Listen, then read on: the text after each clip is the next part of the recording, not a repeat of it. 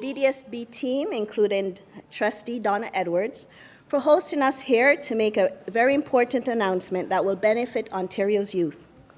This school is, of course, named after a civil rights champion who continues to inspire Canadians from all walks of life. This summer, it is home to the Great Beginnings Student Success Program for Black students. This program is one of the suites of programs offered by the DDSB for early learners.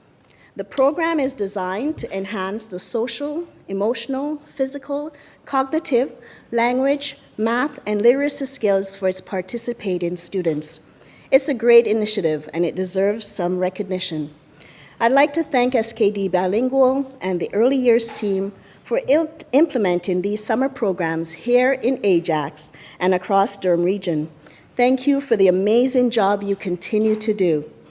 As you know, Premier Ford recently asked myself and my friend MPP Matthew Ray and myself to serve as parliamentary assistants to the Minister of Education, Stephen Lachey.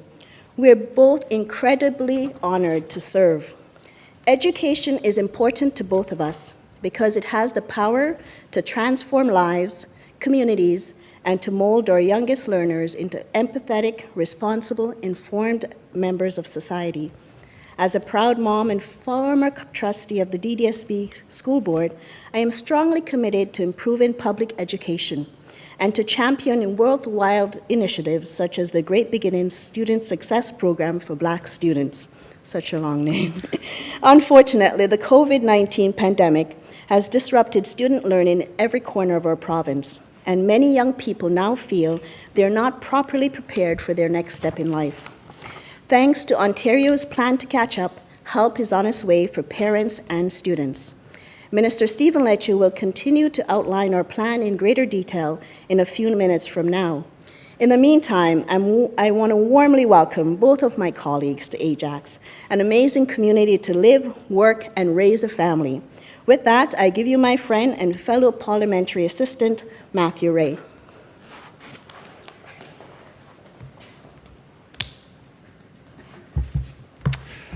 Patrice, thank you for that kind introduction. And thank you to the staff and students at the Viola Desmond Public School for hosting us this afternoon. It's indeed an honor to serve Ontario families and children as parliamentary assistant to Minister Lachey. I fully support our government's actions to provide our education system with the tools it needs to prepare Ontario's young people for the jobs of tomorrow, while ensuring it's accountable to students and parents. The last 2 years have been a tough time for Ontario families, and the pandemic disruptions have created some learning gaps that need to be addressed. I'm proud to say that our government is meeting this challenge by directing resources to programs through Ontario's plan to catch up. By investing in province-wide tutoring, student mental health, and modern classrooms in in-person learning, I am confident these learning gaps will be overcome. Together, we will help our students catch up. And now, to tell us more about the plan to catch up, here's my friend and colleague, the Honourable Stephen Lecce, Ontario's Minister of Education. Appreciate that. All righty. Well, good morning, everyone. It is wonderful to be here at Viola Desmond. Indeed, an inspiring Canadian and someone that we can all celebrate. Great to be back here. I actually visited this beautiful, wonderful modern school with Patrice Barnes before she was elected and before she was parliamentary assistant in her capacity as school board trustee, as an incredible advocate and champion for the people of Ajax. So it's an honor to serve with you, Patrice, with you, Matt, as we bring an important voice to improve public education in Ontario. And I want to thank all the staff, the educators, and these very cute kids that joined us earlier today for reminding us what education is about. It's about creating opportunities and lifting up young people in Ontario. So really awesome to see the Great Beginnings Student Success Program for Black students in action. We're in the first week. One of the educators was saying, it is seldom where kids are literally crying because they got to go home at 12 o'clock. They want to be here. They want to be in our schools. They want to be learning with their friends in normal experiences. That's exactly what we envision for the year ahead. And as noted, the last few years have been so difficult on families, on kids, on staff, on all of us. And I think, our students have really demonstrated an incredible sense of strength and resilience to learn and to overcome those challenges. It has never been more important that students catch up on their learning with more support for physical and mental health. We know that's what students and parents and educators want, and our government is committed to delivering it for the students of this province. And so as we look forward, our government is striving to ensure that students receive the best, most fulfilling, normal learning experience in this province. And it's why today I'm proud to be with Matt and Patrice to announce Ontario's plan to catch up, to make sure students have the supports, the tools, and the investments to enable them to develop the skills to succeed, both in and out of the classroom. Ontario's education's plan to help students catch up is focused on 5 key pillars, and it is anchored by the first, which is keeping students in class, keeping them returning to class on time with a full student experience. The second is providing students with the learning supports they need to catch up, including through an enhancement of tutoring. The third is preparing students for the life and job skills they will need in order to graduate and get a good paying job at the end of their academic journey. The fourth deals with investing in good schools, modern infrastructure that meets the needs of young people, and supporting student well-being. Our first priority is to make sure students are back in class on time with the full learning experience. And that includes extracurricular activities like band, sports, field trips, and grad ceremonies. We have the tools in place to support a safe and enriching learning experience for the coming school year. For example, since August of 2020, we have allocated more than $665 million to improve ventilation and filtration in schools right across Ontario. 100,000 HEPA filters are in place within our schools to reduce risk. And we know that students need and deserve a more normal return to the classroom. No student will be left behind.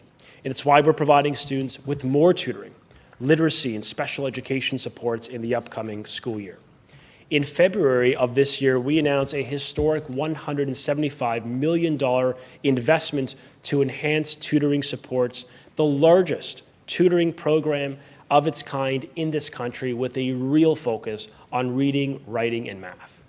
From April to June, on average, 49,000 students every week is participating in these programs, often with small groups averaging less than 5 kids.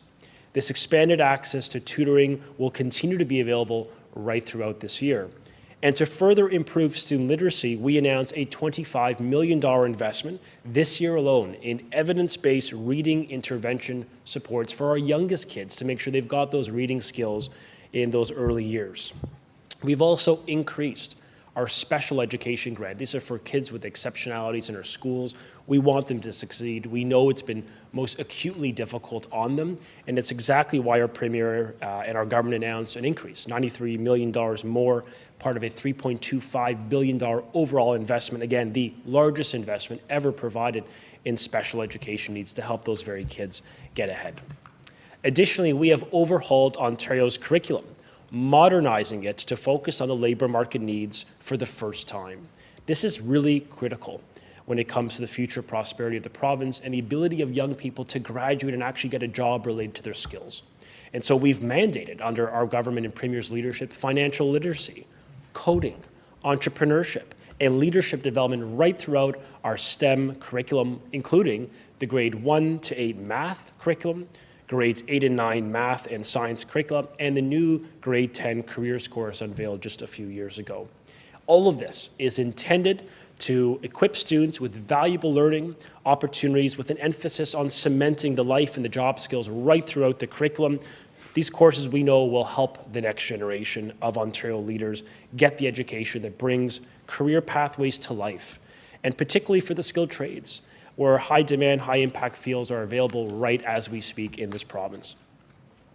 Now, we also recognize the critical importance of state-of-the-art schools and classrooms that support healthy and safe learning, which includes having high-quality educators at the front of the classroom. We know how critical it is.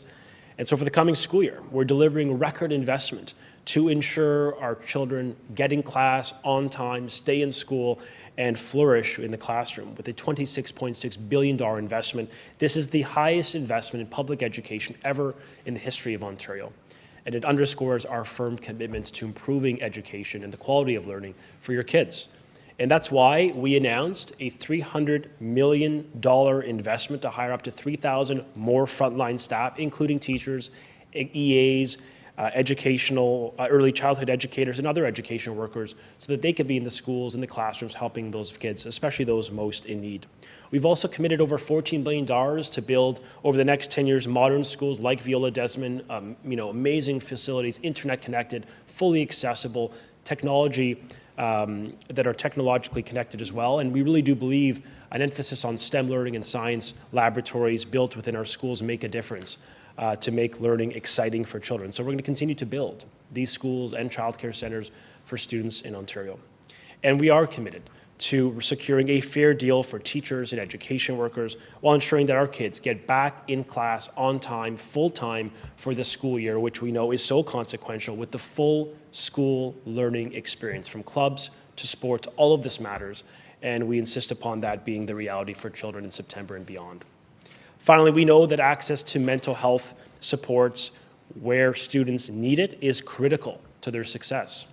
And so for the coming school year, our government announced an additional $10 million net increase in mental health, now adding to a total of $90 million, a 420% net increase from 2017-18 when our government first came to office. A significant lift in mental health supports for kids. It recognizes the needs, and it also puts the investments and staffing in place to get them the services they need wherever they need it, including within our school system. In fact, this summer, we're working with the Ministry of Health and the Associate Minister of Mental Health and Addictions to engage with the stakeholder and the broader community to understand how we can better strengthen student mental health, including more learning opportunities for our kids and for our staff. We know the pandemic has highlighted that having a robust and resilient publicly funded school system is critical to responding to challenges. And thanks to our investments, school boards and partners, we are seeing graduation rates rising.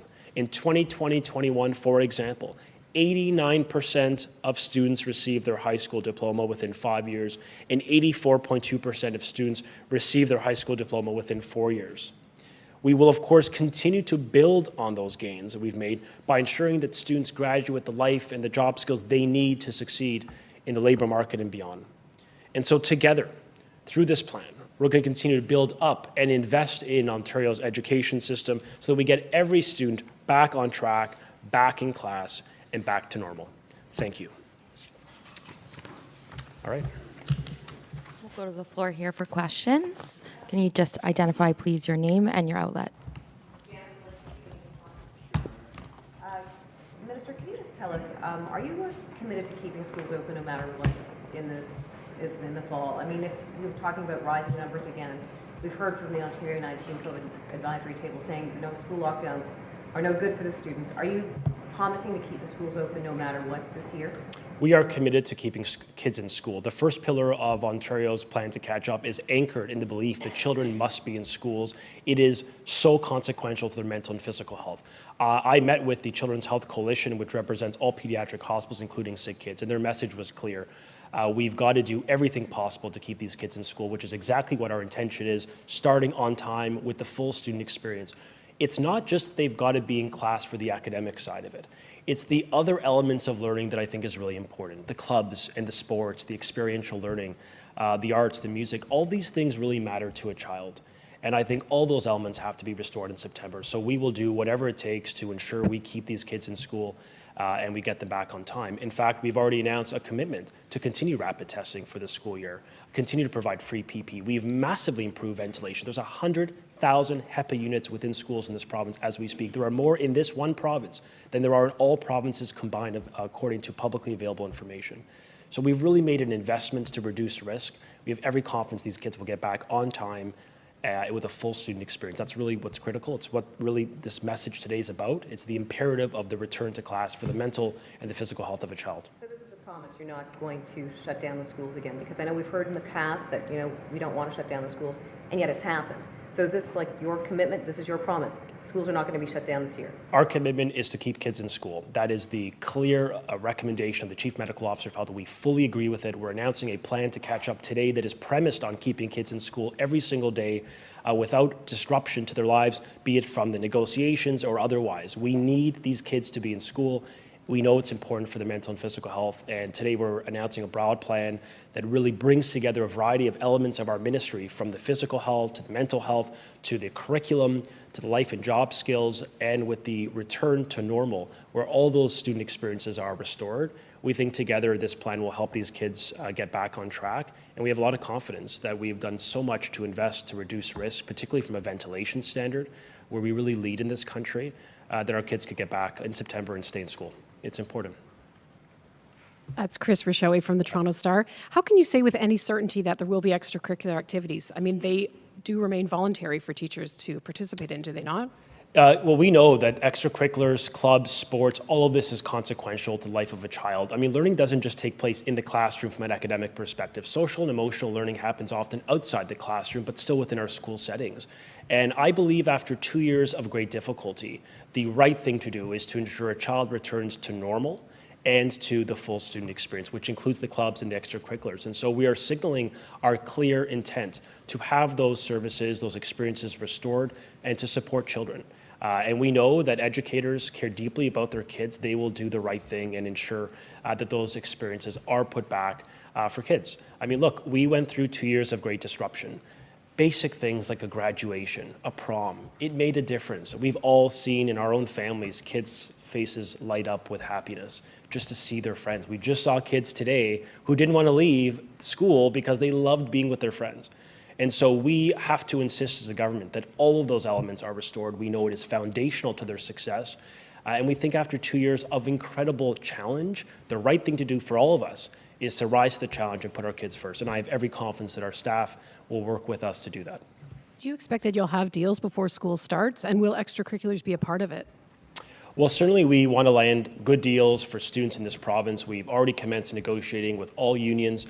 We are very grateful to those unions who've made themselves available through the summer. That is not the case for all unions, Chris, but for some of them they have. And we're working with them in good faith, literally week after week, and sitting down to hammer out a deal that is good for kids, that keeps them in school, that restores the student experience, and that puts them first in our decision makers, be it as unions, as school board trustees, or as the government. There's one commitment we all have to make. It's to these kids to get back to normal schools.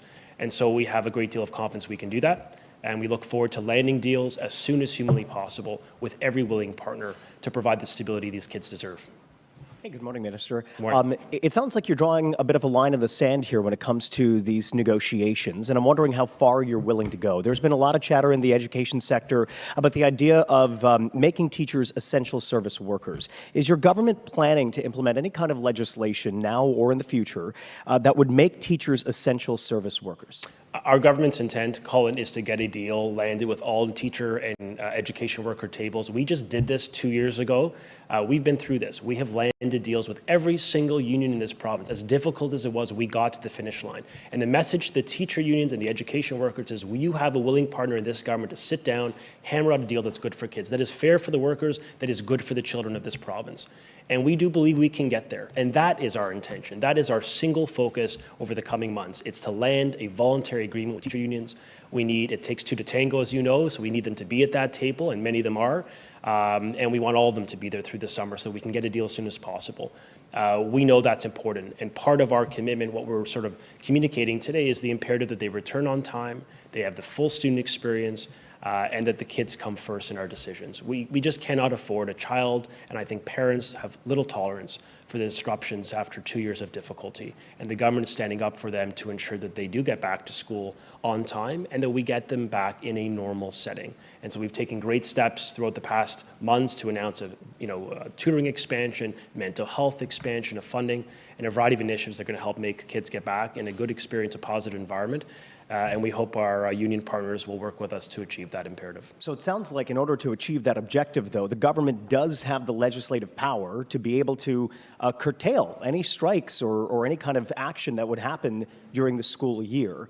Can you unequivocally rule out whether or not your government has any plans to implement some kind of legislation that would make teachers essential service workers, therefore eliminating any potential of strikes? Our government's intention in these negotiations is to land a voluntary agreement that keeps children in class and gets them back with the full student experience. And if you don't get that voluntary agreement, we have is demonstrated. there an involuntary plan here? We have demonstrated that even through difficult negotiations, our government can get voluntary deals. That is our commitment to provide stability for students. It's why we are at the table, staying at the table until we hammer out a deal that keeps kids in school. There's nothing more important. And for Matt, for Patrice, for the Premier of Ontario, for all of us, we are working so hard to keep kids in school by being at the table. And we will not leave until we get those deals. That is our mission, and I have every confidence we could achieve it. And I just wanted to ask a question on behalf of the Canadian press. They wanted to know about rapid testing programs in schools. Will those programs continue in the upcoming school year? Yeah, the Ministry of Health announced a week or two ago the continuation of free rapid tests for students and staff whenever symptoms arise. That'll continue for this year. We think it's important just to build confidence in risk. In addition to the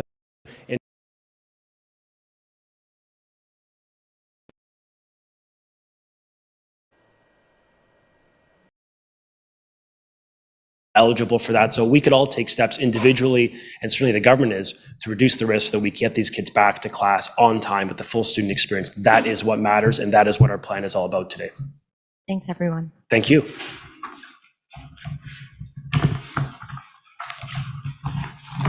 All right.